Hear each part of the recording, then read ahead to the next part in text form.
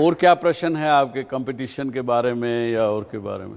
So what is your take in media houses being trying to be different and sensationalizing the news and being unethical in some ways? ये आपके अपने हाथ में है। आप अगर उसको देखना बंद कर देंगे तो धीरे धीरे उनको ये सब चीज़ों से बाहर निकलना पड़ेगा और एथिकल होना पड़ेगा।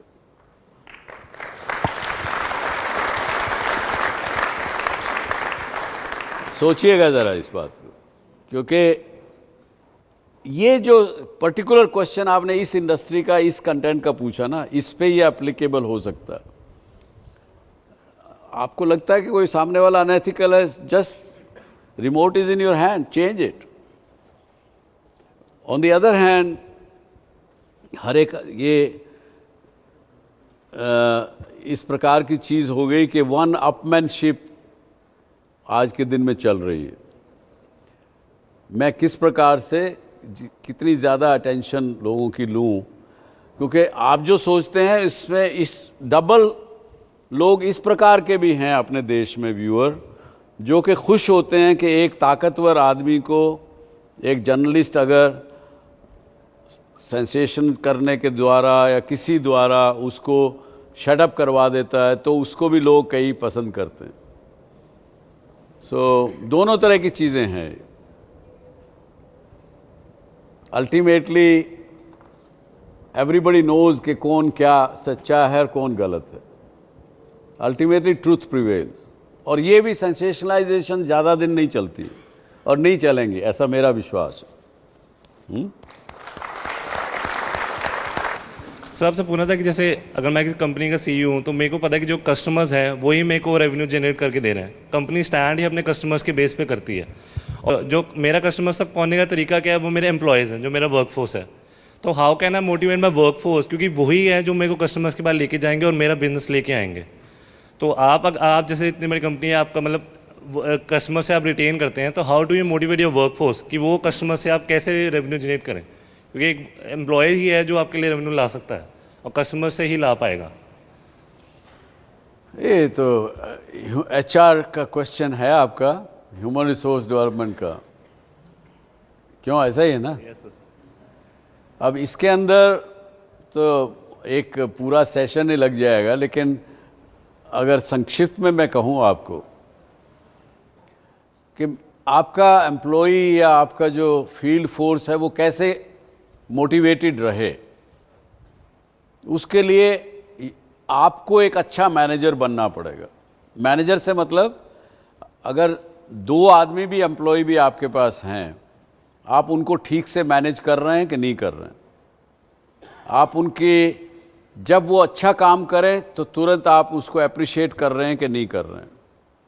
जब वो काम ठीक नहीं कर रहे तो उनको फीडबैक तुरंत दे रहे हैं कि नहीं दे रहे हैं। ऑनेस्टली फीडबैक दे रहे हैं कि नहीं दे रहे हैं। जितना ज़्यादा आप उनको ऑनेस्टली फीडबैक देंगे, ऑनेस्टली फीडबैक लेंगे, वो एम्प्लॉय मोटिवेटेड रहेगा।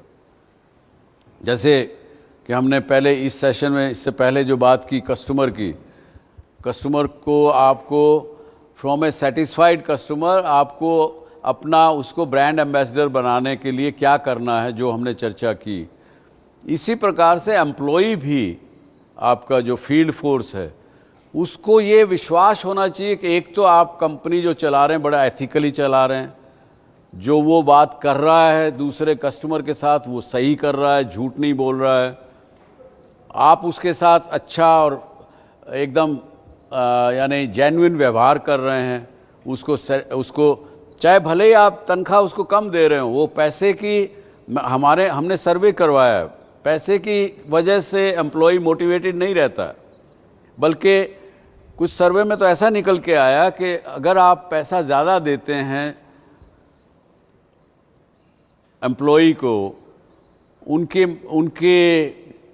कैपेबिलिटीज़ से ज़्यादा देते हैं तो कई बार इनसिक्योरिटी क्रिएट हो जाती। वो आदमी सोचता है कि यार मेरी जो वर्थ है, अगर मैं यहाँ से नौकरी छोड़ूंगा, आज मुझे ये कंपनी अगर 1 लाख रुपया महीना देती है और मुझे पता है कि मेरी वक़्त 50,000 रुपये महीना लेने की है, ये कंपनी 1 लाख रुपया दे रही है, तो मैं किसी भी येन तेन प्रकारेण मैं इस कंपनी से, इस जॉब से चिपका रहना चाहूँगा, क्योंकि आपने मुझे ज़्यादा पैसे दे के इनसिक्योर कर दिया, और वो इनसिक्योरिटी फिर उसके अंदर मैं पॉलिटिक्स भी करूँगा, अपने बॉस को खुश भी रखूँगा, कुछ भी ये भी करूँगा, तो वो बल्कि उल्टा हो जाता। So to give and take feedback is the right thing.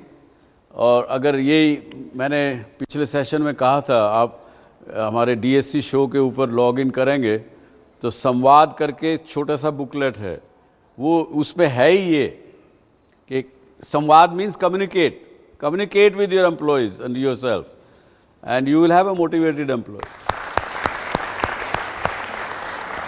Sir, आपने कहा कि अगर आप छोटे हैं, आपको टक्कर लेनी है गोरिल्ला से, तो आपकी क्या स्ट्रैटेजी रहेंगी।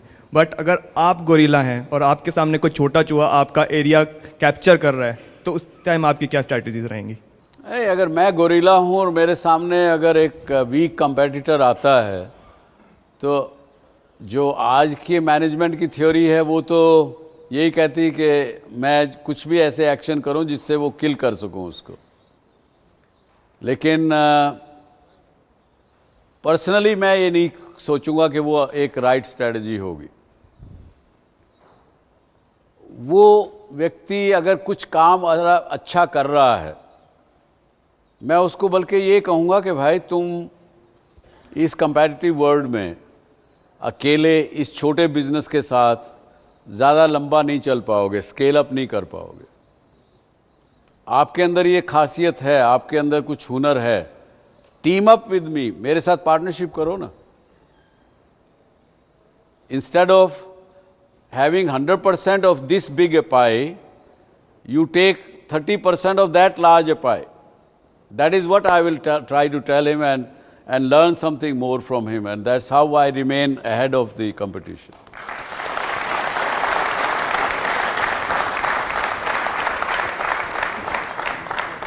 My question is that there's a perception in the country that people with the right contacts can become bigger and bigger in the business.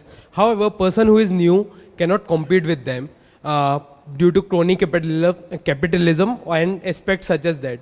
Do you actually see India moving towards a level playing field for each and every individual citizen, similar to countries in Europe and United States in terms of business? एक तो आपको ये perception निकालना पड़ेगा आपके दिमाग से कि यूरोप और अमेरिका में एक लेवल प्लेइंग फील्ड है, और मैं ये कहने की ज़रूरत कर रहा हूँ क्योंकि जबकि ये ओपन शो है और ये एयर पे जाएगा। वहाँ पे नॉन लेवल प्लेइंग फील्ड ज़्यादा है हमारे यहाँ से, नंबर 1। ये अपने तजुर्बे के हिसाब से बता रहा हूँ मैं आपको। अब रहा सवाल कि हिंदुस्तान में ऐसी स्थिति लेवल प्लेइंग फील्ड की होगी कि नहीं होगी। अभी तक नहीं है, ये भी सच है, हमको मानना पड़ेगा। लेकिन इस प्रेजेंट गवर्नमेंट से लोगों को उम्मीदें बहुत हैं कि लेवल प्लेइंग फील्ड मिले लोगों को, और ऐसा हमारे प्रधानमंत्री ने भी कहा है, बार बार कहा है। तो लेकिन चीज़ें अलग होंगी, इसमें कोई दो राय नहीं है। साथ में इतनी चीज़ करने वाली हैं। अगर मैं ये कहता हूँ कि अगर मैं आज इस एज में ना हो के अगर मैं 30 साल यंग होता और आज का वातावरण मुझे मिलता, तो मैं शायद 20-25 बिजनेस और खड़े कर देता। इतने अपॉर्चुनिटी इस देश में करने वाली है। मेरा आजकल आप देख रहे हैं, आजकल एक ट्रेंड आ गया है जहाँ पे जितने भी आपके मीडिया हाउसेस होते हैं, they being owned by corporate proprietors, तो they have several obviously vested interest. So news को ऑथेंटिक, रियल और एथिकल रखने में कितना कॉन्फ्लिक्ट ऑफ इंटरेस्ट आता है, मैं आपसे पूछना चाहूँगा। ये तो पेचीदा सवाल तो नहीं है, ये तो पॉलिटिकल सवाल ज़रूर है। कॉन्फ्लिक्ट ऑफ इंटरेस्ट तो होते हैं, और कॉन्फ्लिक्ट ऑफ इंटरेस्ट उस मीडिया हाउस का बिजनेस और ना भी हो तो भी कॉन्फ्लिक्ट ऑफ इंटरेस्ट आ सकते हैं। मुझे ऐसे भी कंपनीज हमारे यहाँ भी हैं और वर्ल्ड में और जगह भी हैं जिनका बिजनेस मीडिया के अलावा कुछ भी नहीं है, फिर भी कॉन्फ्लिक्ट्स हैं वहाँ, क्योंकि जिन लोगों को मीडिया को टर्न करना है, जिनको अपना स्टीयर करना है पब्लिक ओपिनियन को, वो इतनी वेल ऑयल्ड मशीनरी रहती हैं पब्लिक रिलेशन की, किसी न किसी रूप से उस मीडिया कंपनी में किसी न किसी को पकड़ के कैसे भी उस ओपिनियन को मोल्ड वो करवा लेते हैं, कर सकते हैं। ये पीछे भी होता है, आगे भी होता रहेगा। तो your answer to your question is yes and no both. अगर बिजनेस हाउस, दूसरे बिजनेस हाउस ने मीडिया इसीलिए ओन करना चाह रहे हैं कि ताकि वो ओपिनियन अपने फेवर में कर सकें, तो वो एक स्थिति है। एक दूसरा ये भी है कि आपका रेगुलेशन क्या कहता है, is your regulation well defined of the country, ताकि ऐसे वेस्टेड इंटरेस्ट उसमें कंट्रोल ना कर पाएँ। कई प्रश्न है इसमें। तो पर as I said, answer is that even if there is no business interest, even then they can be kind of influenced by the interested parties. Okay? So with this, I would like to say thank you very much to all of you. अगर आप भी doctor Subhash Chandra show में भाग लेना चाहते हैं या कोई सवाल पूछना चाहते हैं तो हमें ईमेल करें। हमारा ईमेल आईडी है dsc@zmedia.slgroup.com, या आप अपने सवाल हमें SMS भी कर सकते हैं। बस टाइप कीजिए DSC स्पेस अपना सवाल और भेज दीजिए 57575 पर।